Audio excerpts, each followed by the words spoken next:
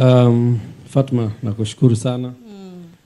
Nianze kwanza kwa kumshukuru Mwenyezi Mungu kuwa hapa kwenye siku ya leo muhimu sana. Lakini kushukuru wewe binafsi kwa kuendesha session hii. Niwashukuru kaka zangu ambao wako kushoto kwangu. Lakini niwashukuru viongozi wa Club Young Africans ambao wamehudhuria. Niwashukuru viongozi wa vilabu mbalimbali pia ambao wamehudhuria. Niwashukuru sana wanahabari kwa kujitokeza kwa wingi kwenye hafla yetu ya leo. Najua kuna Watanzania kadha wanatazama kupitia vyombo mbalimbali vya habari ikiwemo Azam TV. Mimi naitwa Hersi, ni kijana wa Kitanzania. Background yangu ni civil engineering. Nimesoma Tanzania na nje ya nchi.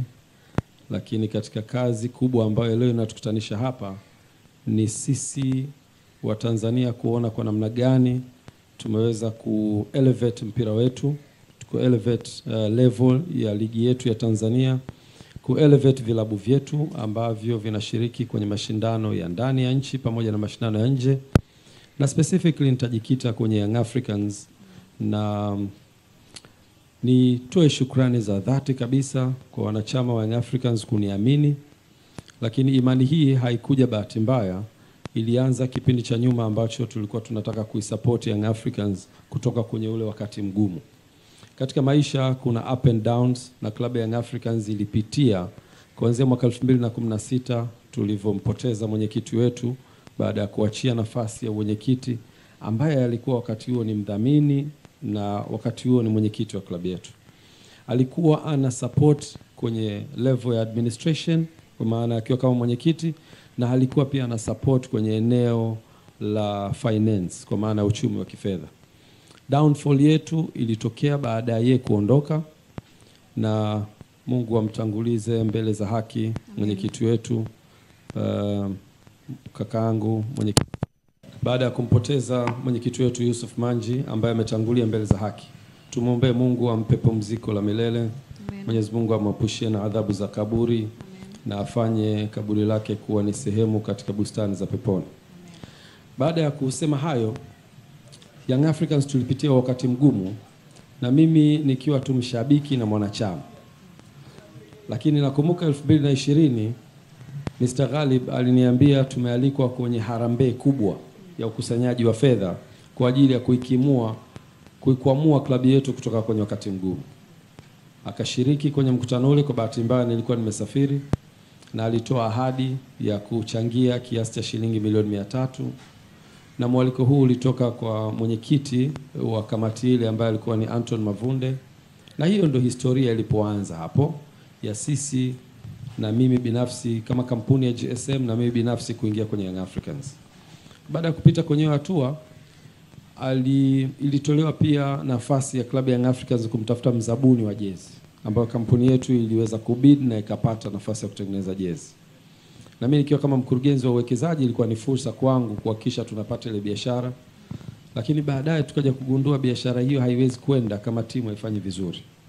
Kwa hiyo nikakaa na Mr. Ghalib akaniambia, bwana, sasa hii bahati nzuri ni timu unayoishabikia na wewe ndio mwekezaji mwenyewe. Fanya jitihada sasa ili biashara ifanikiwe kuhakikisha una elevate level ya timu. Basi nikaja kwenye nafasi hiyo ya kibiashara, lakini kuhakikisha tunainua thamani ya klabu yetu ya Young Africans. Basi ndio tukaanza hapo. Ikabidi tusajili wachezaji. Nakumbuka mwaka 2020 mwanzoni wakati wa dirisha dogo tukasajili wachezaji 4. Tukamsajili Ditra Mchimbi, tukamsajili Adeum Saleh, tukamsajili Bernard Morrison, na tukamsajili Haruna Nionzima, na karudi baada ya kuitumikia Young Africans na baadaye Simba na baadaye karudi Rwanda. Kwa hiyo ulikuwa ni task yangu ya kwanza kusajili wachezaji na kuhakikisha timu inakaa mahali pazuri. Kwa hiyo tukaweza kuihamisha kutoka Neverland kuja Regents Hotel, tukaitafutia uwanja wa mazoezi, tukapata uwanja wa chuo cha sheria. Tukaanza kufanya kila linalowezekana kuhakikisha timu inashinda kwa maana ya kumotivate, kuweka thamani ya kifedha. Na wakati huo klabu ilikuwa iko down kwenye kila sehemu. Tukamleta pia coach Luke Eyma kama mnakumbuka. Na baada ya hapo kuanza kuweka motivation. Nakumbuka mara ya kwanza Nugas alikuwa anabeba kabisa milioni 10 kama furushi kuhakikisha anawaonyesha wachezaji Kwa jamani, fedha ni hizi, mechi mkishinda mtaondoka na hizi fedha. Ilikuwa ni sehemu ya motivation kwa ajili ya kupromote wachezaji waweze kufanikiwa na kutupa matokeo. Tulikwenda na baadaye tukaweza tukachukua nafasi ya pili kwenye ligi. Ulikuwa ndo msimu wa kwanza wa 2021 ambao nilishiriki. Kwa hiyo baada ya hapo nikawa naona gharama zinavyoenda. Yaani ukitaka kuihamisha timu kutoka sehemu hii kuipeleka hii inahitajika gharama. Ukitaka kumsajili mchezaji inahitajika fedha. Na fedha hizi zote zilikuwa zinatolewa na Mr. Ghalib free from his pocket, kwamba nataka tuisupport team sasa. Nikaja na wazo kwa ile background yangu ya investment, tukasema lazima tuwe na short term plans na tuwe na long term plans. Short term ni hii kusupport, kuinua quality. Lakini long term hii timu inapaswa kuweza kusimama kwa miguu yake. Inaweza kuwa ni 100% au inaweza kuwa ni 50% au inaweza kuwa 75%. Kwa hapo tukasema lazima tutafute mfumo utakaofanya timu isimame imara yenyewe na tupunguze utegemezi. Kwa hiyo mwenyekiti Dr. Msola alikuwa tayari ameshakuja na wazo la transformation. Nikasema hapa tunaweza tukatumia hili wazo, tukalipa nguvu hili wazo likaweza kutransform timu yetu.